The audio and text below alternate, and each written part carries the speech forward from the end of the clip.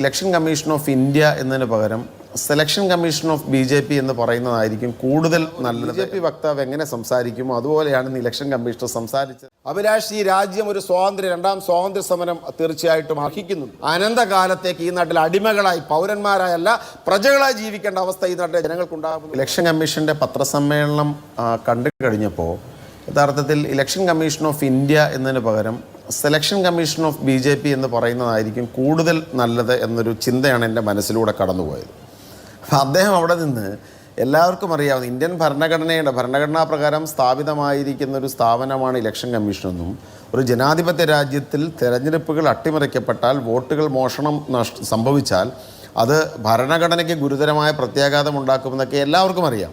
അദ്ദേഹം അത്തരത്തിൽ സംസാരിക്കാനാണ് ഇന്നത്തെ പത്രസമ്മേളനം ഉപയോഗിച്ചത്. ഒരു BJP നേതാവ് യാതൊരു വിധത്തിലുള്ള തങ്ങൾക്കെതിരെ ഉയർന്നു വന്ന ഒരു ആരോപണങ്ങൾക്ക് ഒരു മറുപടിയും പറയാനില്ലാതപ്പോൾ ഒരു BJP നേതാവ്, ഒരു BJP വക്താവ് എങ്ങനെ സംസാരിക്കുമോ അതുപോലെയാണ് ഇലക്ഷൻ കമ്മീഷണർ സംസാരിച്ചത് എന്ന് പറയേണ്ടി വരുന്നതിന് എനിക്ക് ഖേദമുണ്ട്.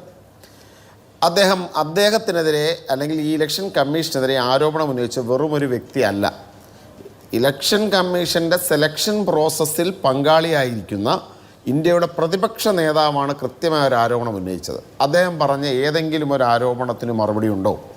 11,965 ഡ്യൂപ്ലിക്കേറ്റ് വോട്ടർമാരുണ്ട് എന്ന് രാഹുൽ ഗാന്ധി ആരോപിച്ചു. ഇല്ല എന്ന് ഇലക്ഷൻ കമ്മീഷൻ അഭിപ്രായമില്ല. ഫേക്ക് ആൻഡ് ഇൻവാലിഡ് അഡ്രസ്സിൽ 40,009 വോട്ട് ഉണ്ട് എന്ന് പറഞ്ഞു. അതിന് ഇലക്ഷൻ കമ്മീഷനെതിരെ അഭിപ്രായമില്ല. ബൾക്ക് വോട്ടേഴ്സ്, ഒരു സിംഗിൾ അഡ്രസ്സിൽ 10,452 വോട്ടർമാരുണ്ടെന്ന് പറഞ്ഞു. Election commission മറുപടിയില്ല. ഫോട്ടോസ് ഇല്ലാത്ത 4,132 ഉണ്ടെന്ന് പറഞ്ഞു. ഇലക്ഷൻ കമ്മീഷൻ പറയുന്നു അതിന് ഞങ്ങൾക്കെതിരെ അഭിപ്രായമില്ല.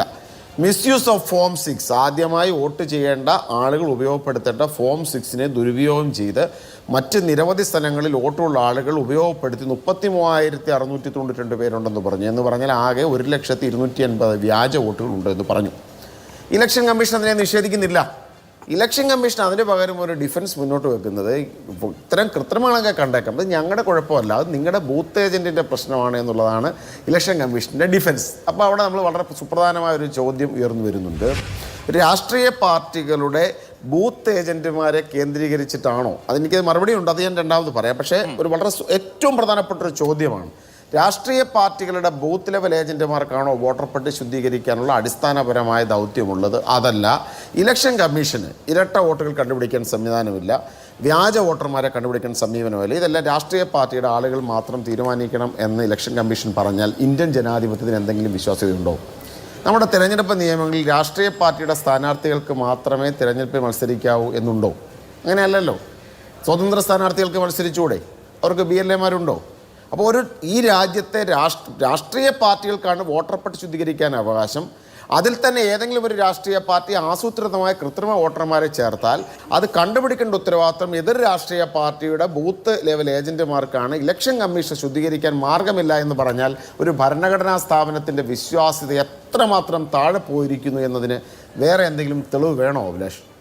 ഇലക്ഷൻ കമ്മീഷൻ തന്നെ പറയുകയാണ് ഞങ്ങൾക്ക് ഉത്തരവാദിത്വമില്ല, അവർ ചേർത്തായിരിക്കും, നിങ്ങൾ കണ്ടുപിടിക്കണമായിരുന്നു, നിങ്ങളെന്താ കണ്ടുപിടിക്കാതെ ചോദിക്കുന്ന യുക്തി ഇലക്ഷൻ കമ്മീഷൻ്റെ വിശ്വാസ്യത എത്രമാത്രം താഴെ എത്തിച്ചിരിക്കുന്നു മനസ്സിലാക്കാൻ സാധിക്കും. അപ്പോൾ അതാണ് അതിനുള്ള കാര്യം. 2, ഇതിലെ കണ്ടുപിടിക്കുന്നതുമായി ബന്ധപ്പെട്ട പ്രോസസ്സ് അതൊന്ന് അറിഞ്ഞിരിക്കേണ്ടതാണ്. യഥാർത്ഥത്തിൽ ഈ ചർച്ച കേൾക്കുന്ന ആളുകൾ കൂടി, നമ്മൾ പൗരന്മാർ കൂടി അതിൻ്റെ ഒരു കാര്യം മനസ്സിലാക്കണം. നമ്മുടെ നാട്ടിലെ ഈ ഇലക്ഷനിലെ ഏറ്റവും പ്രധാനപ്പെട്ട ഒരു ലൂപ്പ് ഹോൾ എന്ന് പറഞ്ഞാൽ, തിരഞ്ഞെടുപ്പ് നോട്ടിഫിക്കേഷൻ വരുമ്പോൾ ഡ്രാഫ്റ്റിന് മുമ്പുള്ള ഡ്രാഫ്റ്റിൽ, അതായത് ആദ്യം കരട് വോട്ടർ പട്ടിക പ്രസിദ്ധീകരിക്കും, അതുമായി ബന്ധപ്പെട്ട പരാതികൾ സ്വീകരിച്ചതിന് ശേഷം തിരുത്തലുകൾ വരുത്തി ഒരു പട്ടിക കൂടി നോട്ടിഫിക്കേഷൻ സമയത്ത് പ്രസിദ്ധീകരിക്കും.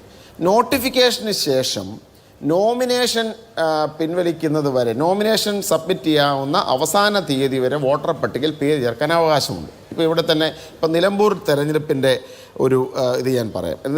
നിലമ്പൂർ തെരഞ്ഞെടുപ്പിൽ നോമിനേഷൻ തീയതി എന്ന് പറഞ്ഞു കഴിഞ്ഞാൽ ജൂൺ 2 ആയിരുന്നു. പിന്നീട് 17 ദിവസം കഴിഞ്ഞാൽ, 14 ദിവസം കഴിഞ്ഞ് കഴിഞ്ഞാൽ തെരഞ്ഞെടുപ്പിലേക്ക് പോകുന്ന ദിവസമാണ്. അതായത് ഇത്തവണ സംഭവിച്ചത് പത്രികാ സമർപ്പണം ജൂൺ 2, വോട്ടെടുപ്പ് തീയതി ജൂൺ 19 എന്ന് പറഞ്ഞാൽ പത്രികാ സമർപ്പണത്തിൻ്റെ അന്ന് വരെ വോട്ടർ പട്ടികയിൽ പേര് ചേർക്കാം.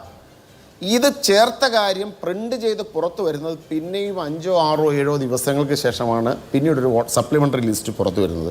പിന്നെ ഒരു സ്ഥാനാർത്ഥിയുടെയും പാർട്ടി ഏജൻറ്റുമാരുടെയും കയ്യിൽ ഈ വോട്ടർ പട്ടിക കിട്ടുന്നത് 6, 7 ദിവസങ്ങൾ മാത്രമാണ്. തെരഞ്ഞെടുപ്പിൻ്റെ ഏറ്റവും പീക്ക് ടൈമിലുണ്ടാകുന്ന കാര്യമാണ്. ഞാൻ നിരവധി ഇലക്ഷൻ റിട്ടേണിംഗ് ഓഫീസർമാരുമായിട്ട് അത് ഇലക്ഷൻ ചുമതലയുള്ള താലൂക്കിലെയും ജില്ലയിലെയും ഓഫീസർമാരോട് സംസാരിച്ചപ്പോൾ അവർ കൃത്യമായി അവരും ഈ കാര്യം പറയുന്നുണ്ട്. എന്ന് പറഞ്ഞാൽ നോമിനേഷൻ കഴിയുന്നത് വരെ പേര് ചേർക്കാം, പിന്നെ ഇത് പ്രിൻ്റ് ചെയ്ത് കിട്ടുന്ന വളരെ ചുരുങ്ങിയ ദിവസങ്ങൾ അവിടെ പരാതി കൊടുക്കാൻ ഓപ്ഷൻ ഇല്ല. പരാതി കൊടുത്താലും പരിഹരിക്കാൻ പറ്റില്ല. ഇപ്പോൾ ഒരാളെ കൃത്രിമമായി ചേർത്തു, സിറ്റിംഗ് ഹിയറിംഗ് ഉൾപ്പെടെ നടത്തി മാത്രമേ മാറ്റാൻ പറ്റൂ. ഹിയറിങ്ങിന് സമയമില്ല. ഒരാളെ ഡിലീറ്റ് ചെയ്തു, അയാളെ വിളിച്ച് തിരിച്ച് ഇൻസ്റ്റാൾ ചെയ്യുന്ന പ്രശ്നമില്ല. അപ്പോൾ ഇങ്ങനെ ഇതാണ് തൃശ്ശൂർ നടത്തിയ ഏറ്റവും. ഇപ്പോൾ ഇവിടെ അഭിലാഷ് സംസാരിച്ചപ്പോൾ തന്നെ പറഞ്ഞു. എന്ന് പറഞ്ഞാൽ നോമിനേഷൻ വരെയുള്ള ഇലക്ഷൻ പ്രഖ്യാപിച്ച് നോമിനേഷൻ വരെയുള്ള ആ ദിവസം കൊണ്ട് 1.25 ലക്ഷം വോട്ടർമാർ വന്നു എന്നുള്ള ഒരു ഏറ്റവും പ്രധാനപ്പെട്ട, അതിൽ 1.25 വരുന്ന 70,000-ഓളം വന്നു എന്നാണ് നമുക്ക് മനസ്സിലാക്കുന്നത്. അത്തരത്തിലാണ് അത് വന്നു ചേരുന്നത്. അപ്പോൾ ഈ അവസാനത്തെ ഒരു ടൈം, ഇലക്ഷൻ്റെ തൊട്ടു മുമ്പ് ദിവസങ്ങൾ മാത്രം അവശേഷിക്കുന്ന ഒരു പ്രോസസ്സ്, ഒരാൾക്കും ചെക്ക് ചെയ്യാൻ പറ്റാത്തൊരു സാഹചര്യം, പ്രത്യേകിച്ച് നഗരപ്രദേശങ്ങളിലെ പ്രത്യേകത അഭിലാഷ് നമുക്ക് എല്ലാവർക്കും അറിയാം. വലിയ വൻകിട ഫ്ലാറ്റുകൾ, ഇത്തരം മുറികൾ, പരസ്പരം BLA-മാർക്ക് സ്വന്തം ഒരു മുറി താമസിക്കുന്നവർക്ക് അപ്പുറത്തുള്ള ആളെ പോലും അറിയാൻ കഴിയാത്ത വണ്ണമുള്ള ഒരു ജീവിതത്തിൽ, ബാംഗ്ലൂർ സെൻട്രൽ പോലുള്ള നഗരത്തിൽ ഒരു BLA-ക്കൊന്നും ഒരു മനുഷ്യർക്കും അങ്ങോട്ടും ഇങ്ങോട്ടും അറിയണമെന്നില്ല. അപ്പോൾ ഇത്തരം ആയിരക്കണക്കിന് ആളുകളെ ചേർക്കും. ഒറ്റമുറിയിൽ 80-90 ആളുകളെ ചേർക്കും. ഇരട്ട വോട്ടർമാരെ സൃഷ്ടിക്കും. ഒരു പൊളിറ്റിക്കൽ പാർട്ടിയുടെയും ബൂത്ത് ലെവൽ ഏജന്റിന് ഈ എഫിഷ്യൻസി ഉണ്ടാവില്ല. അവർക്ക് എല്ലാവരെയും അറിയാനും മാർഗമില്ല, ശുദ്ധീകരിക്കാനും മാർഗമില്ല. അവിടെയാണ് ഇലക്ഷൻ കമ്മീഷൻ്റെ കള്ളക്കളി വരുന്നത്. അവിടെ ശുദ്ധീകരിക്കാനുള്ള മാർഗം ടെക്നോളജിയാണ്. ഡിജിറ്റൽ വോട്ടർ പട്ടിക കിട്ടിയാൽ സോഫ്റ്റ്വെയർ ഉപയോഗിച്ചുകൊണ്ട് നമുക്ക് കമ്പയർ ചെയ്യാം. ഫോട്ടോ ഇല്ലാത്ത എത്ര പേർ ഐഡൻറ്റിഫൈ ചെയ്യാം, വീട്ടു നമ്പർ ഇല്ലാത്തവർ ഐഡൻറ്റിഫൈ ചെയ്യാം, പിന്നെ ഇരട്ട വോട്ടർമാർ ഐഡൻറ്റിഫൈ ചെയ്യാം. ഒരു മുറിയിൽ തന്നെ നിരവധി വോട്ടർമാരെ ചേർക്കുന്നത് ഐഡൻറ്റിഫൈ ചെയ്യാം. വിത്തിൻ ഒരു മണിക്കൂർ മതി. അവിടെയാണ് ഇലക്ഷൻ കമ്മീഷൻ്റെ കള്ളക്കളി. ഇന്നും ഈ ചീഫ് ഇലക്ഷൻ കമ്മീഷൻ ഈ നാടിൻ്റെ ജനാധിപത്യത്തെ ഏറ്റവും സുതാര്യമായി മുന്നോട്ട് കൊണ്ടുപോകണം എന്ന് കടമയുള്ള ഇന്ത്യയുടെ ചീഫ് ഇലക്ഷൻ കമ്മീഷണർ പറയുന്നത് അത് പ്രൈവസി നഷ്ടപ്പെടും. എന്ത് പ്രൈവസി? എല്ലാവരുടെയും കൈ വോട്ടർ പട്ടിക കൊടുക്കുകയല്ലേ. ഈ കൊടുക്കുന്ന ഫിസിക്കൽ ഫോമിൻ്റെ ഹാർഡ് കോപ്പിയുടെ ഡിജിറ്റൽ ഫോം വന്നാൽ, ഹാർഡ് കോപ്പി കിട്ടിക്കഴിഞ്ഞാൽ പ്രൈവസിക്ക് പ്രശ്നമില്ല, പക്ഷേ ഡിജിറ്റൽ കോപ്പി കിട്ടിയാൽ പ്രൈവസി നഷ്ടപ്പെടുമെന്ന് പറഞ്ഞ് ലോജിക്കുണ്ടോ? അപ്പോൾ മനസ്സിലായില്ലേ എന്താ ഉദ്ദേശിക്കുന്നുള്ള കാര്യം. ഹാർഡ് കോപ്പി മുഖാന്തരം പരിശോധിക്കാൻ കഴിയാത്തത് മണിക്കൂറുകൾക്കകം പരിശോധിക്കാവുന്ന ഡിജിറ്റൽ കോപ്പി കൊടുക്കാതിരിക്കുക.